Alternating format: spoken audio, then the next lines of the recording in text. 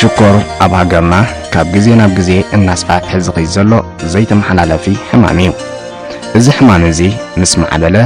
ግቡእ ሕክምናውን ናይ ሜላ መንብሮ ጥበባትን እንተዘይተሓዊስዎ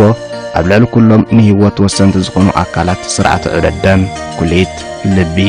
መሓውር፣ ሓንጎል ዝኣመሰሉን ከቢድ ጉድኣት ብምውራድ ከቢድ ሓደጋታት ኣስዒቡ ሞት ዘስዕብ ሓደገኛ ሕማም እዩ። ሕማም ሽኮር ኣብ ሃገርና ካብ ዘይተመሓላለፍቲ ሕማማት ኣብ ቁፅሪ ቀዳሞት 10 ተሰሪዑ ዝርከብ ሕማም እዩ። ሽኮር እንድሕር ተኻናኺንካ ሓኪም ዝበለካ እንተ ደኣ ጌርካ ትእዛዝ ናይ ሓኪም እንተኽቢርካ እቲ ትምገቦ ፍሉጥ መግቢ ሕጂ ሰዓት 10 በሊዕኻ ስድሓር ሰዓት 4 ምብላዕ ወይ ንጉሆ ስጋዕ ክብድኻ ዝመልእ ምብላዕ እንተኾይኑ ሃሳይ እዩ። ግን ቅሳነት እንተ ደኣ ኣልይኩም ተቐሲንኩም ሓኪም ዝበለኩም ትእዛዝ እንተ ደኣ ፈፂምኩም ሓንቲ ሕማም ኣይኮነን ይብሉ። ኣብ ሰውነተይ ጽቡቕ ዋላ ሓንቲ ፀገም ዝረኸቦ ነገር የለን ስካብ ሕጂ ሽኮር ከም ሽባይ እንድሕር ብትኽክል ተኸታቲልካያ ሕማም ኣይኮነትን። ልክዕ ዋላ እቲ ታሽሙ ይሃሉ ዳ ኣንበረይ እንተ ተኸታቲልካያ ልዕሊ እቲ ማንም ጥዑየ ድብል ክትነብር ትኽእል ኢኻ። ሽኮር ከተሰንብት ንመጀመርታ ተሰንብት ትኸውን ሽኮር ክበሃል ከሎ ስለደይ ፈለጥካ እንድሕር ተኽብር ክንክን ሒዝካ ተፈሊጥካ ጊና ልዕሊ እቲ ማንም ጥዑየ ድብል ትከታተላን ክትነብርን ትኽእል ኢኻ ማለት እየ። ናተይ ካብ 35 ንላዕሊ ዓመት ገይራላ ናይ ሕማም ሽኮርያ ሓንሳብ ሕማም ሽኮርያ ኣለካ ምስ ተባሃልካ ሙሉ ህይወትካ ምሳኻ ዝቅፅል እምበር ዝፍወስ ሕማም ኣይኮነን። ስለዚ ዋላ መድሃኒት እቲ ሰብ ይርከብ ዋላ ናይ ምግቢ ሜላታት ኣፈዋውሳ ወይ ከዓ ክንክን ግበር ዋላ ይበሃል ዋላ እቲ ምንቅስቃስ በኸምዚ መገዲ ኣብል ይበሃል እምበር ነቲ ናይ ሽኮርያ መጠን ንምቅናስን እቲ ኣብ ሰውነቱ ዘምፅኦ ዘሎ ሰዓቤን ንምጉዳል ዝግበር ነገር እንተዘይኮይኑ ኩሉ ከጥፋእ ግን ኣይክእልን እዩ። ሓንሳብ እንተሒዙካስ ናይ ሙሉ ህይወትካ ስለ ዝኾነ ወቲ ሕጂ እትሕዞን እቲ ብዙሕ ግዜ ዘሕለፈን ናይ ሽኮር እንታይ ከም ዝጎድእ በምንታይ ከም ትድሕን በምንታይ ጌርካ ከም ትምከር ከረድእን ክፈልጥን ይኽእል እዩ። ሕማም ሽኮር ክትሕዘካ ከላ ማለት ቀዳምነት ትገብሮ ምቕባል ናይ ሓንጎል እዩ። ኣብ ሓንጎልካ እዚ ሕማም ሽኮር እንተ ደኣ ተቐቢልካ ሕማም ከም ዘይኮነት እያ ንትፈልጣ። ሕማም ሽኮር ምስ ማዕበለ ቀጻሊ ሕክምናዊ ክትትል ዝተኣዘዙ መድሃኒታት በብእዋኑን ብዝተዋሃቡ ሕክምና መምርሒ ምውሳድ ብሓኪም ዝወሃቡ ምክርታት መንብሮ ምስቲ ሕማም ዝቃዶ ምስ ዓቤናት እቲ ሕማም ዘውድሉ ሜላታት ኣመጋግባ ዓይነት ምግቢ ኣካላዊ ምንቅስቃስ ርጉእ ኩነተ የእምሮ ከም ኣልኮላውን ትንባኹን ዝኣመሰሉ ወልፍታት ምሕራም ዝኣመሰሉን ብግቡእ ምክትታል ካብ ሓደገኛታት ዓቤናት ሕማም ሽኮር ኣብ ምድሓን ዓቢ ግደ ዘለዎም እዮም። ብሓከይም ዝተዋሃቦ ትእዛዝ ነተን መድሃኒቱ ሰዓታቱ እናተኸታተለ ክወስደን ብግቡእ ክከታተለን ኣለዎ። ከምኡም ንዝምገቦ ምግቢ ብሰዓታት እንዳተቆጻጸረ ክምገብ ኣለዎ። ብዛዕባ ሽኮር እንድሕር ኮይኑ ኣነ እንዴት ኣሕመምቲ ኣነ ክሓመም ከለኹ ከዓኒ እታ ኣብ ገዛይ ጭንቀት ዝበሃል የብለይኒ ምስ በዓል ቤተይ ይኹን ምስ ደቀይ ይኹን ንሳቶም ከታተሉኒ ማለት እዩ። ልዕለይሲ ንሳቶም እዮም ዝከታተልዋ ነቲ ሕማም ናተይ ኣነ ሕማም ከም ዘለና ኸማነ ይዝክራኒ ይሕገርመካ ኣብ ኣመጋግባይ እንድሕር ኮይኑ ኣነ በታ ድመሃራ ግቡእ መድሃኒተይ ወሲደ ከምቲ ሓኪመይ ድበለኒ ማለት እዩ። ምግበይ ተመጊበ ድምገቦ ምግቢ እንድሕር ኮይኑ ከዓኒ ቅጫ ስጋ መመገብ ከም ዝባል ደንጓታት ፍልገለ መለ ገብር ኣነ ግን እንታይ ዝገብር ንጉሆ ተሲኤ ቅድሚ ምቁራሰይ ቅድሚ ምስታየይ እንቀሳቀስ ካብ ሰግዶ እንደ ዝቕመጥ ካብታ ቤተ ክርስቲያን ናይ ሰግዶ ታሕተ ወይቲ ስጋዕዛ እንዳ ዓይኒ ይመፅእ ሓንቲ ሻዕ ይመፅእ ከይደይ ይምለስ ማለት እየ። ምስ ቆረስኩ ድማኒ ቁርሲ ምስ ቆረስኩ ብእግረይ ካብ ዓሰግዶ ስጋዕዛ ما يبلا خيط أبزوان زي نسعبينات التحمام شكر أم وقات قون مدهنيتات بكيلاتات أنا زوابو عندما مرحيتات منبرون انتقنوا زيتي زي مبزاح سبحي زي مبزاح شو زي مبزاح زرز أكلاو من قصاص مزوتار شكر زي مبزاح شجرة موقات الكلاو مستن موقات مايكات أنا زعينوتو چنكت أو كيتكا قرصن هيوت ممرح يحملتي ترمرم مزوتار صحيح زلوا مبتات مزوتار ثلاثات مزوتار تاسبيزا جميرو كابتي دك لشكوريا هومان اتي امغاغبو ميزاناوي زخونه كل زخونه معدن فيتامين كاربوهيدرات بروتين زلو قوم ان نبلو على شكوريا سزلكا كتنفق مالت ايكونن داتكم زبلكو نايمول هيوتكا زخيد صقام نزارب كاب زخونا اتي نفسنا معطاو يزرليو فيتامين مينرالز اتي نطرن معدناوي نطرن نغرات كركب خلالو ግን ጻጥቂ ከይገበርና ነቲ ሽኩር ከይጋድዶ ከማዓልታዊ ክበር ዘሎ ክንክን ክበር خلالو እንተዘይ ኮይኑ ግን እቲ ግቡእ ዝኾነ ሃፍታም ዝኾነ ማዓዛታት ግን ክተርፎ ይብሉ ማለት እዩ እቲ ዝጎድ ካብ ሽኩር ካብ ቅብኣት ካብ ስብሒ ከይብልዕ كوطب اللو كاوم شجرة تنبخو الكولو مستي كستي يبلون دك انستيو صعبينات حمام شكر أبعبال السدراء أب موقات عبت رايز اللوان مبزحتهم ممكن خان صعبينات حمام شكر مس منبرو من كساس كسانت النقاقبة قبو كنكن زت أساسورو كندزغنو أبزنا دايزي مريح تراز اللوان دك انستيو بمقانن اتمنتاي بدرجة منبرو حبرة السمنة بدرجة فطرة سب قوالن استيتي عن طوار ممهار أنا محلاو مدلاو مقبي زعما صلون أيوتات حبرة السبات بغدا من نسلة سرع بز منصر ديك أنستيو كم عادة حفتي ولات أب كلهم كتصلاتات حبرة السب صعبينات حمام شكر أب مقبال عبت راكم اتصاوتيم كيلاتات أن هجرنا زمالحوتو بو منصر نوي حماتات حمام شكر بقبق كنكن تصاويرهم معالتا هيوتهم بتأنا زمرح زلو تقليتي كوما هوسبيتال بلاجون انتقنو نزج بط حكيم زمالحوتو منسرة الناس كم حاكم وكيلاس عبتي بيتسب تخون حاكم تخون زلا تها عدو ويكتاقوانا استي تخون مالتيو سلزي دك انستيوس عبتي زلوان تراس بتعمي عابي قبرو مالتيو مهنياتهم كم زبالكايو تي مدهايت رحمة عبزي كونان اتي عم عالتاويز قبرو عم قاقبا كاباس بيزا مقوات جمير مالتي مس شو محمش كوراس زاد اللي عينت حكمنا مقبنا وي اسبيزا مقوات راح زي كونان اتي مقبنا عدالا واخمان عيني يزحاشة مش شكوري حمام هذا خمان ازي سبو افلطو انت اللوات رايحة نتي سدرابيت نتي حموم بقبو كت كناهن تغير مالتي كان كم زولكو مس نوحي جزيز ان حمام مو يهود كامس كونه مسو زمص استفلالي صعبينات وي كومبليكيشنز አሉ ማለት ነው እነዚህ ኸማን ምስቲ ሰብ አብ ሓንጎሉ ከም ጸሉ ከም ጻጢ ከም ጭንቀት ናይ አእምሮ ጭንቀት ከማን ከም ስለዝኽል አብስታታ መፍታሕ ጽቡቅ ገይረን ለሳተን አቢተራ አለወር ማለት እዩ ስለዚህ ደቅንስቲዮ አብቲያ ፋሚሊ ምስቲ ሽግር ጽቡቅ ገይሩ ደቅንስቲዮ እንተምሄራየን ደቅንስቲዮ አፍልጦን እና አበ እንተኸይዱ ናይ በሐቂ ነቲ ሕክምና አጸቢኡ ናይ ምድጋፍን ናይ ንምብርታ ናይ ከበርትዕን ተራ ገብራይ خلای ማለት እዩ መጀመርያ በዓልቲ ቤቱ ነቲ ሽኮር ዘሎ በዓል ቤታ ታናይ መጀመርያ ጥንቃቐ ክትገብራ ዘለዋ ኣብ ሓሳብ ኣብ ጭንቂ ከይወድቕ ክትካና ሆኖ ኣለዋ ብዝሓርቀሉ ግዜ ክትዕገስ ብዝጉህሉ ግዜ ከተጻናንዕ እትኸውን ሰበይቲ ክረክብ ኣለዎ ካልእ እውን ኦተን ዝምገበን መግቢ ንኡኡ ዝጎድኣ ንኡኡ ሕማቕ ነገር ዘብፅሓ ዘይኮናሲ በታ ኣብ ገዝዓ ዘለዋ أمجاجبة كتمجبوا اللوا. يتن الشكر زعدل نجار مالت كم محراق ሽኮራዊ ስብሒ ዘይብሉ ጨው ዘይበዝሖ ሽኮር ዘይብሉ ቅብኣት ዘይብሉ ዝምልኡ እንዳተኸታተለት ባዕላ ተከታተሎ ማለት ያ ሽጋራ እንድሕር ዳር ሰቲ ኮይኑ ወይ ትንባሆ ሰፍፍ እንድሕር ኮይኑ ኸኣኒ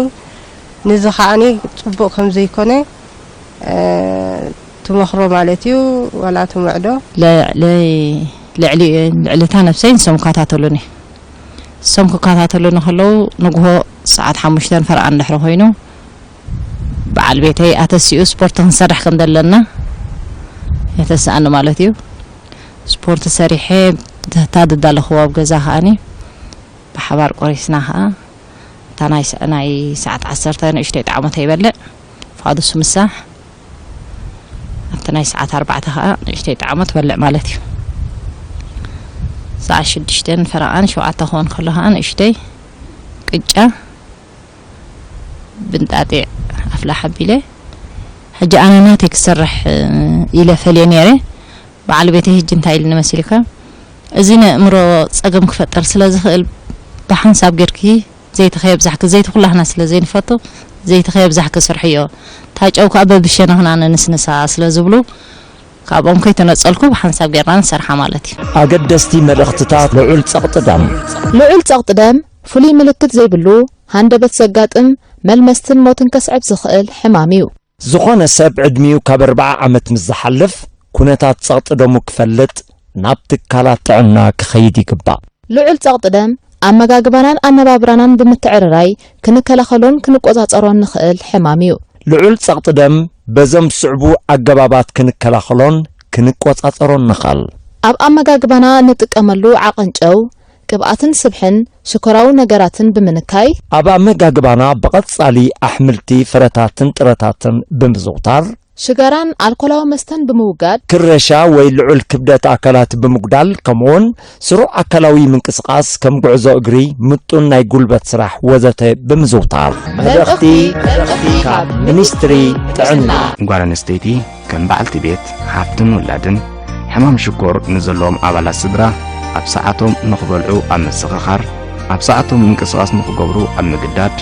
ኣብ ሰዓቶም መድሃኒታቶም ንኽወስዱ ኣብ ምእማን ምልክታት ተኸቲላ ንሕክምና ኣብ ምውሳድ ምስ ሕማም ሽኮር ዝቃዶ ኣሰራርሓ ምግቢ ኣብ ምዝውታር ምስ ሕማም ሽኮር ዝቃዶ ምግብታት ኣብ ስድራ ኣብ ምዝውታር ኩነተ የእምሮ ሕማም ሽኮር ዘሎ ኣባል ስድራ ኣብ ምርግጋእ ብቕድመ ቀዳምነት ዝስራዕ ሓላፍነት ደቂ ኣንስትዮ ጎሊሑ ዘርኢ እዩ ስለዚ እዚ ኣፍልጦ ክህልዋ እንተኮይኑ እቲ ኣስቤዛ እንታይ ክግበር ኣለዎ እቲ ኣደለዋ ምግቢ ከኢለ ንምሳሌ ብዘይቲ ጠቢስካ ካብ ምሃብ ኣብሲልካ ናይ ምሃብ ናይ ምድላው ዓይነት ምግቢ ኣብ ከም ልምዲ ኣብቲ ገዛ ኣስቤዛ ዋላ ንሱ ኮይኑ ካብ ጠቢስካ ዘይቲ ዘለዎ ስብሒ ዘለዎ ካብ ትገብር ነቲ ስብሒ ኣውዲልካ ብምብሳል ዓይነት መገዲ ትህብዋ ትዳልዋ ዓይነት ምግቢ ብጀኩ ከም ዝበልኩ እቲ ኣመጋግባ ተራ ስለ ዘሎ ምስቲ ዝወስዶ ዘሎ እቲ ናይ ሽኮርያ ሕሙም ብኸመይ መገዲ ይኸይድ ኣሎ ይገድፍ ድዩ ዘሎ ኣይገድፍን እዩ ዘሎ ካልሃ ጎዳኢ ዝኾነ ባህልታት ከማ እንተለዎ ምሳሌ መስተ ናይ ምስታይ ሽጋራ ናይ ምስታይ እዚ ኸ ናይቲ ሽኮርያ ዘጋድድ ስለ ዝኾነ ኣብ ከምዚታት ንምግዳፉ ምትብባዕ ክትገብር ትኽእል እያ ኣብ ስድራ ቤት እንዲ ዝብገስ ኩሉ ነገር እታ ስድራ ቤት ነዚ ተዘይፈሊጣ ሽኮር ዘለዎ ሰብ እንከለዋ እንተ ደኣ ሽኮር ዘለዎ ነገር ትቐርበሉ ኮይና ትርጉም የብሉን ማለት እዩ ስለዚ ሽኮርያ ንኽከናኸና እንተ ኮይኑ እታ በዓልቲ ቤት ድያ ተሓፍቱ ድያ ወይ ታመፃሙት መሻርክቲ ህይወቱ ድያ ብዛዕባ እቲ ሕማም ሽኮር እንታይ ምዃኑ ብግቡእ ክምህራ ክኽእል ኣለዎ እቲ ሽኮር ዘለዎ ወይ ከዓኒ እታ ስድራ ቤት ብግቡእ ሽኮርያ እንታይ ምዃኑ እንተፈሊጣ እያ ትከናኸን ትኽእል ስለዚ ካብ ተፈላለዩ ወልፍታት ድዮም ሽኮር ዘለዎም ነገራት ካብ ምቕራብ ዲገለ ንኸብል ተኮይኑ እቲ ሽኮር ዘለዎ ወይ እታ ስድራ ቤት ብዛዕባ ሕማም ሽኮር ክትፈልጥ ክትክእል ስለ ዘለዋ ነቶም ደቁ ነተን በዓልቲ ቤት ገለ ብዛዕባ ሕማም ሽኮርን ጉድኣታትን እንታይ ክምገብ ከም ዘለዎ ሓደ ሕማም ሽኮር ዘለዎ እንታይ ከዘውትር ከም ዘለዎ ክነግራ ከሎ ኣብ ግዜ ሽኮር ኣብ ዝበዝሓሉ እንታይ የጋጥሞ ሽኮር ኣብ ትውሕደሉ ግዜ ከዓ እንታይ የጋጥሞ ዝብግቡ እንተ ዳ ፍሊጥዋ ሽኮር ኣብ ዝውሕደሉ ግዜ ታ በዓልቲ ቤቱ ማለት እዩ እሱ ደይ ክርዶ ይኽእል ኸውን ወይውን ተረዲዎ ክሳብ ደይ ምዝራብ ክበጽሕ ይኽእል ኸውን ኣብዛብ ዝበጽሓሉ ግዜ ካብ ሰንቢዳ ናብ ካል ነገር ትኸይድ ተረጋጊያ ትኸድልዮ ድኽእል ሽኮር ተውሒዳቶ ሽኮር ሓፍ ከብለሉ ዝኽእል ሽኮር ተበታዓቱ ኸዓ መድሃኒት ወሲዱ ሽኮር ኮርዶሉ ናብ ዝኽእል ደረጃ ንኽበጽሕ ንኽትሕግዞ ወይ ደቁ ደም ገለ ንኽሕግዞ ብዛዕባ ሕማም ሽኮርን እንታይ ነቱን ከፍልጦም ክኽላለዎ ብግቡእ ደቂ ኣንስትዮና ናይ ገዛ ኩሉ ነገር ደርጋፍቲ ገዛ ዝግበርስ ኩሉ ነገር ንሰን ይገብርኦ ስለ ዝኾና ስለዚ ደቂ ኣንስትዮና ኣብ ሽኮር ኣፍልጦን ከዓብልዎ ይብል ኣነ ሕጂ ከዓብልዎ ማለት እዩ ንኣብነት ሓደ ሰብ እንድሕሪ ሽኮር ዘለዎ ኮይኑ በዓልቲ ቤቱ ኣፍልጦ ኣብቲ ሽኮር እንተዳ ሙሉእ ኣፍልጦ ኣለዋ ኮይኑ ብኸመይ ክኸይድ ከም ዘለዎ እንታይ ክገብር ከም ዘለዎ ክትነግሮ ብጣዕሚ ጽቡቕ هو ናይ ደቂ ኣንስትዮ ማለት ኩሉ ናብ ኢደን እንድዩ ኩሉ ብኢደን እቲ ስራሕ ናይ ምግቢ ይኹን ኩሉ ትዝገብርኦ ሲ ናብ ኢድና ኢና ሕጂ ኩሉ ግዜ ምግቢ ክሰርሓ ከለዋ ደቂ ኣንስትዮ ካብ ዘይቲ ካብ ጨው ማለት ኣብ ኢድና ስለ ዝኾነ ሲ ባዕልና ኩሉ ነገር ከናኸኖ ነፍስና ስንኽኢልና ወላ ሰብኦትና እንድሕር ሒዝዎም ክንከናኸኖም ብሎም ክንከባኸቦም ሲ ንኽእል ማለት ኢና ኩሉ ሲ ናብ ኢድና ኢና ሕጂ ንበዓልቲ ቤተይ ባዕለይ ኣብዚኣ ተማሂረ ምስኮትኩ ታት ተማሃርኩዋ ይነግራ እንታይ ንበልዕ እንታይ ይሰቲ ከመይ እዩ ኩሉ ነገር ስለ ምህራ ስለ ዝተማሃረት እያ ትፈልጦ እምበር ከይተማሃረት ኣይትፈልጦን እያ ስለዚ ንተን ደቂ ኣንስትዮ ጥራይ ኣይኮናን ከምዚ ግበራ ክንብል ንሕና ምስ ተማሃርና ንተን በዓልቲ ቤትና ከዓ እንድሕሪ ምሂርናያ ክትከታተለና ትኽእል ማለት እዩ ሕጂ ካብ ነብሰይ በዓልቲ ቤተይ ትከናኸነኒ ምክንያቱ ስለ ዝነገርኩዋ ኣነ ናይ ረሲዕነት ነገር እንተገይረ ዋ ከምዚኣ እንዲኻ ትብል ዝበልካ ንምንታይ ከምዚኣ ትገብር ትብል ሕጂ ለይቲ ደቅሸ ከለኹ እንተ ደኣ ሕሱም ድቃስ ደቅሸ ኢዳ ሰዲዳ እዛ ኣፍልበይኒ እዚአን ዓሞቕቲ እዚአን ከምዚ ትገብረን ራጽ እንተ ደኣ ጀሚረ ንኣከየ ተስአት ንኸላ ከይዳ ሕቆኒት ኣላህን ንእሽተ ጎማ ሽኮርን እዚ ጥሕንን ገይራ ሕቁን ኣቢላ ተተስአኒ ድሓር እንታ ኮይና ኢላ ኣነ ስንብድ ኖ ርሂጭቃ ኣለኻ እሞኒ ከይደበለትካ ኸላ ንዓስ ተስእስተት ትብለኒ ተስእትየኒ ሓበራዊ ፍወሳ ማለት ኣብ መንጎ ተመሳሳሊ ጥዕናዊ ጸገም ዘለዎም ሰባት ብዛዕባ ኩነታቶም እናዋግዑ ምስ ሕማም ዝኸይድ ሜላታቶም ዝሰማምዖም ስምዒታት እንታይ ምስ ዝገብሩ ጽቡቕ ከም ዝስምዖም እንታይ ዓይነት መድሃኒት ዝኽተልዎ ሜላታት ኣካላዊ ምንቅስቓስ ሕርቃን ንምቁፅጻር ፍሱህ ንምዃን ብቐሊል ንምርዳእ ዝገብሮ ጻዕርታትን ኣብ ጥዕንኦም ዘምጽኣሎም ለውጥን ዝኣመሰሉ ንሓድሕዶም ንኽሰሓሓሉ ባይታ ዝፈጥር ኣገባብ ፍወሳ እዩ እዚ ሜላ ሓበራዊ ፍወሳ ሕማም ሽኮር ዘለዎም ሰባት ናብቲ መድረኽ ብቐጻሊ ንኽመላለሱ ኣብቲ መድረኽ ካብ ዝፈሰሱ ሓሳባት ዝጠቕሞምን ዝሕግዞምን ክወስዱ ንሶም ዝኽተልዎ ሜላ መንብሮ ንኸምኦም ዝኣመሰሉ ኣባላት ሓበራዊ ፍወሳ ንኽካፍሉ ዓብባብ ካብ ዘርሓወ እዩ ነዚ እቲ ኩሉ ንገብሮ እቲ ኩሉ ዝግበር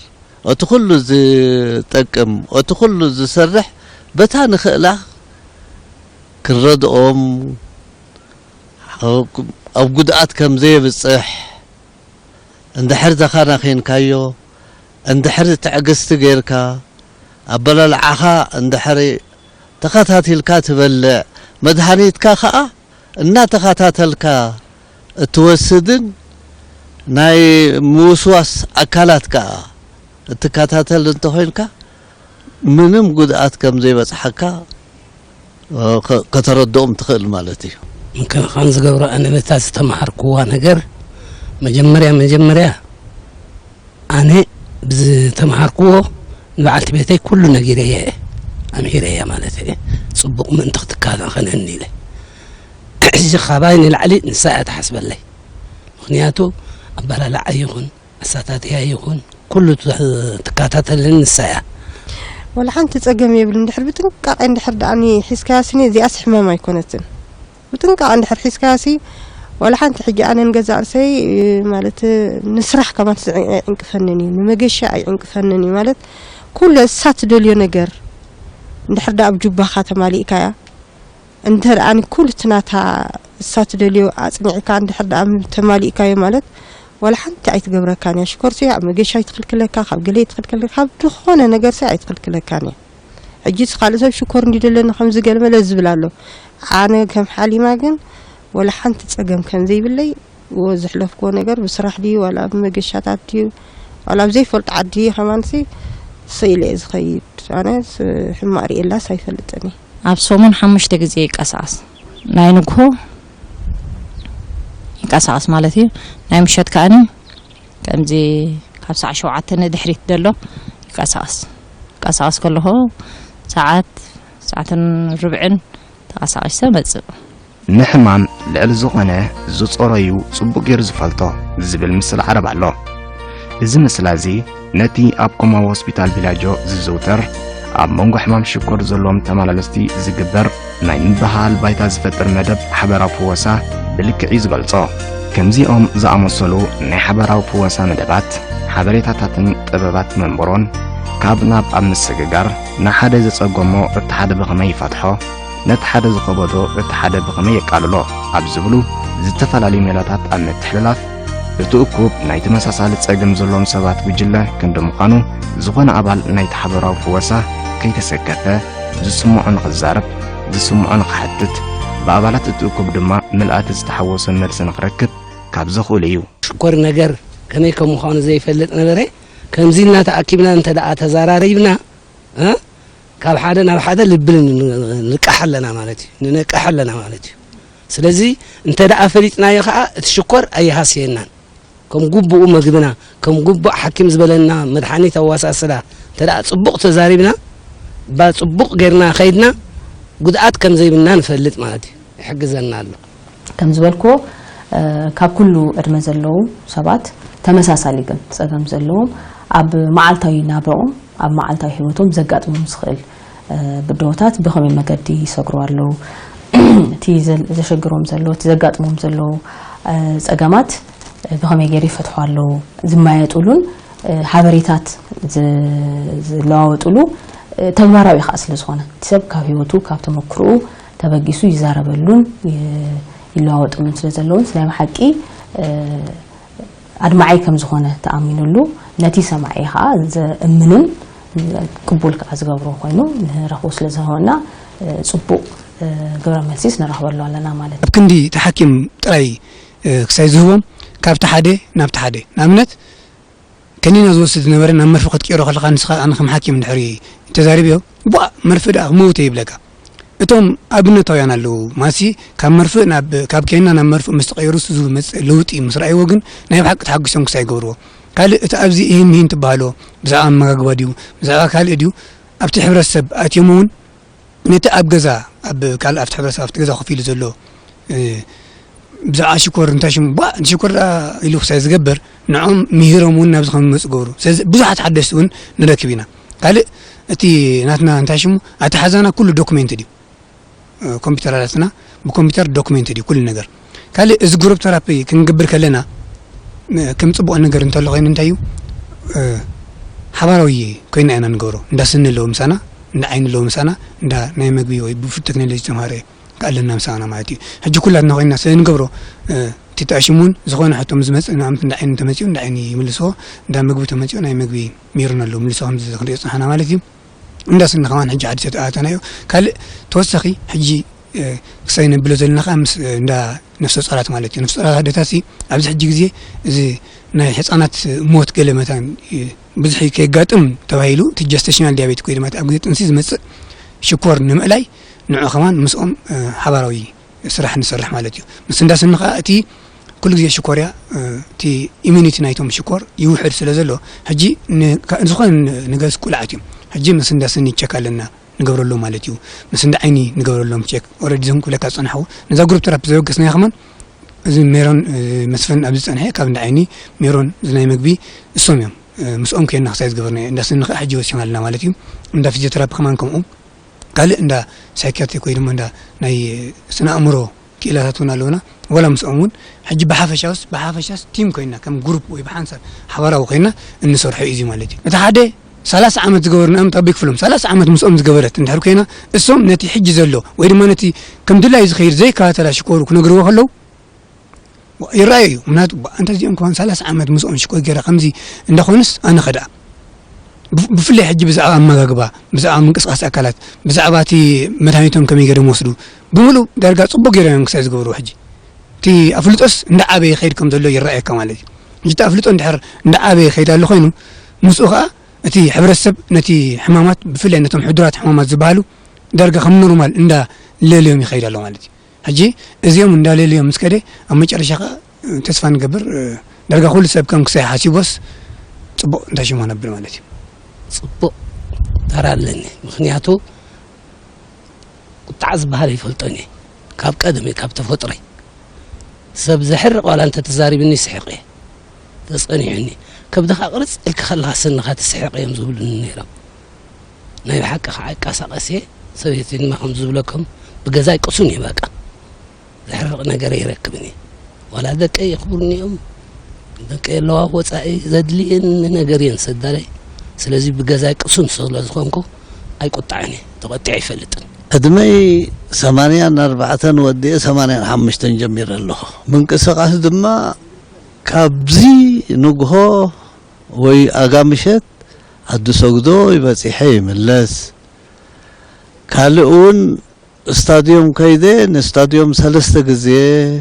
قلت غزي زيريان غزاي ملس ناي صبق يسخيت دم لهني شكر لهني ركاسي لهني سلستي انا الله حجي صبق يزقاسقس منقسقاس سلازقاسقس باغري كان بزح سلازخيت حركه زي كاጫማ كاني فوكش زي اترياسي اسكر باز غبر خوين ጫማ ዝገበርኩ ኮይኑ አይስማعني فوكش سياز غبر ስለዚህ ጽቡቅ የዝካና خنا انا خا ጽቡቅ የዝነብር ዘሎ ጽቡቅ ንብረት የዝነብር ምክንያቱ ካባይን ላዕልን ላዕልት ቤተይ አትከና እንድሕርኮ ፈብዚሐ ተስባኺ ተቀሳቀስ ቀምጻት ትብለን ቀሳቀስ بحوس بدستا أبجزاك عقصني نتزبط حكا نتبه وتكات بصحوكا أبجدات أب حمام زبط إحنا جر انتاي مخانو كتقلت اللهم تخليها مالتي سلازي تأكيبكا مزرراب تأكيبكا هن مباسي تقامي ردعي سلازو خانه بزي تقمن قدعاتن النفلت مالتي أبكم هوسبيتال فيلاجو زحكم زيغاتات أبوصري نايت هوسبيتال نميلاتات منبرو مسحمام شكر